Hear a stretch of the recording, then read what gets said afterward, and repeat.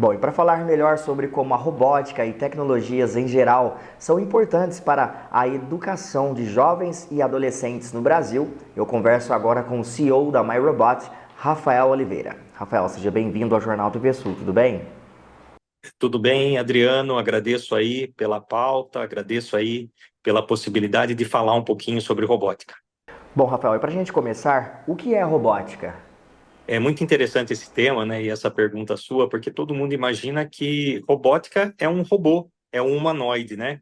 E, na verdade, falando de uma parte mais simplista, né, e para que todos possam entender, robótica é mecânica, elétrica e programação. Quando você tem essas três funções juntos, você pode dizer que você tem um robô, ou você tem uma linha de montagem, ou você tem algo que seja um humanoide, né? Então, quando a gente coloca mecânica, elétrica e programação junto, você forma um robô. E Rafael, quais são os tipos de robôs que existem?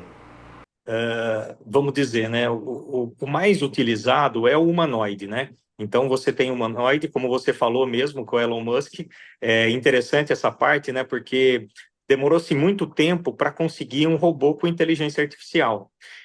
E os outros robôs que a gente pode colocar são as linhas de montagem de uma indústria, né? Uma indústria 4.0 ou 5.0, onde você tem, por exemplo, uma esteira e ali você automatiza, né? E com isso você tem a mecânica, a elétrica e a programação e agora a inteligência artificial junto com os robôs, né? O mais famoso é o humanoide que tem formas de robô mesmo.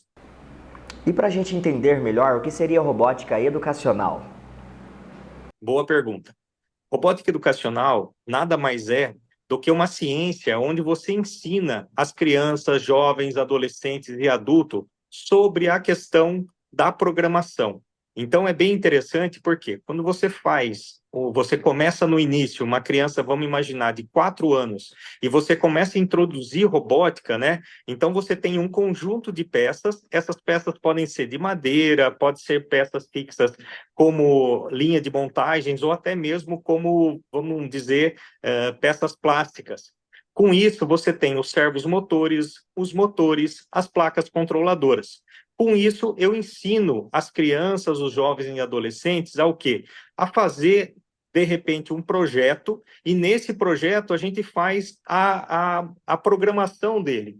Com isso, eu estou ensinando as crianças desde cedo, porque é como eu falo, né? Eu faço sempre um comparativo, né? Hoje as pessoas, por exemplo, fora algumas poucas exceções, vamos supor, os idosos de 70 anos, como meu pai, que tem 84, né?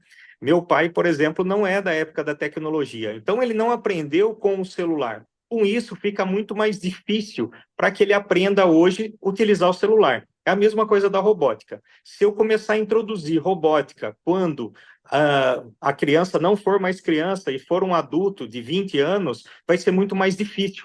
Então, a ideia, o foco principal da robótica educacional é introduzir as crianças, os jovens e adolescentes o quanto antes nesse assunto. E Rafael, se traçarmos um paralelo entre Brasil e Coreia do Sul na educação, um país que há 40 anos tinha uma economia menor que a brasileira e hoje é uma das 15 maiores economias do mundo, quais os principais pontos que podemos destacar? É uma pergunta que a gente recebe bastante dentro da nossa empresa, da MyRobot, né? E a gente faz um paralelo em relação a isso da seguinte maneira. A Coreia do Sul, ela precisou não apenas, por exemplo, trabalhar com essa questão de tecnologia, mas ela precisava ensinar também as crianças através da tecnologia. Com isso, você vê grandes empresas como Samsung, LG, Hyundai, que são coreanas. Por quê? Porque eles começaram lá com o primário, né? Então, a gente começou lá no Fundamental 1, com a robótica, dentro da Coreia, onde desde da questão dos 40 anos atrás, como você falou, né, eles já investiram muito em educação tecnológica. Isso fez com que a Coreia ela fosse diferente dos outros países. Com isso, o que a gente usa de exemplo, né? Por exemplo, que nós aqui do Brasil, a gente não pode ser consumidor só da tecnologia. A gente também tem que ser o fornecedor da tecnologia, não apenas exportadores de commodity, e sim usar o commodity para que a gente gere alguns produtos, né? E isso é uma coisa muito importante, principalmente a gente olhando numa questão global. Hoje o Brasil é um dos maiores exportadores de commodity.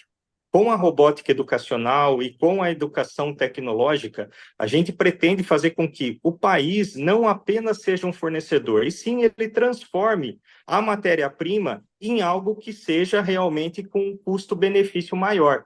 Então, a gente vai dar o exemplo, né? Eu não quero apenas exportar aqui o silício ou exportar um determinado commodity para que ele vire um produto. E com a robótica educacional, a ideia é mostrar para os alunos, e é um trabalho que é de passo a passo, não é rápido você modificar isso na educação, mas que a gente comece agora para que os nossos jovens consigam transformar a nossa matéria-prima em produto e faça com que a gente tenha uma evolução tão grande como a Coreia do Sul teve. Rafael, e para vocês, qual a expectativa da robótica para o futuro? Eu vejo que não tem como a gente viver mais sem a robótica, né? Depois desses lançamentos do Elon Musk, ou até mesmo da Revolução Industrial 5.0, né? A gente precisa muito colocar as crianças nesse aspecto, até porque a gente sabe que daqui 5 ou 10 anos, as profissões do futuro, elas não foram criadas ainda. E a gente vê muito futuro e acredita que a programação, ela consegue mudar as vidas das pessoas.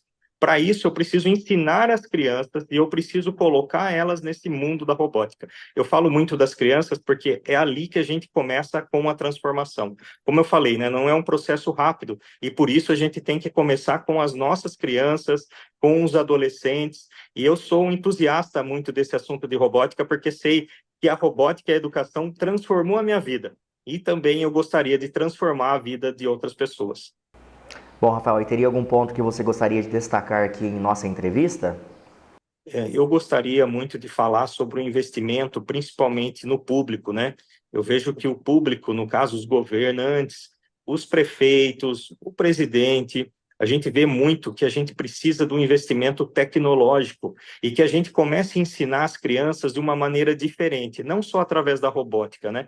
E sim, a gente andando nas escolas, a gente vê muitas escolas ainda ensinando com quadro verde, ensinando com pincel, e a gente percebe que hoje essa geração ela precisa ter um aprendizado tecnológico. Então, quando a gente vai ensinar, por exemplo, o empreendedorismo e a educação financeira na MyRobot, a gente utiliza a tecnologia, que isso nos ajuda muito a interesse, né? Quando eu vou ensinar, por exemplo, uma matéria de física, eu ensino através da robótica, velocidade média. Isso faz com que eu ensinando através da programação, através de um robô, facilita a aprendizagem, né? E é o que eu sempre falo, a tecnologia, ela veio para nos auxiliar. E é isso o apelo que eu faço para cada vez mais colocarem a tecnologia dentro da educação e que a gente use outros meios, além, claro, da lousa branca ou da lousa verde, para mostrar para os alunos o que é interessante na educação e como é interessante a gente aprender. E eu vejo que isso parte principalmente do governo para nos auxiliar nesse sentido. Bom, Rafael, e para quem quiser conhecer mais do trabalho da MyRobot, como que faz? Primeiramente, nós somos um grupo, né, de robótica educacional. A MyRobot é uma empresa que veio da Coreia do Sul. Hoje a gente tem mais de 70 franquias espalhadas pelo Brasil. E quem quiser saber mais, a gente tem o nosso Instagram e tem o nosso site, né? www.myrobot.com.br, e ali vai ter todas as informações sobre a robótica, informações sobre treinamentos, cursos e como a gente consegue transformar a vida das crianças através da tecnologia e da robótica.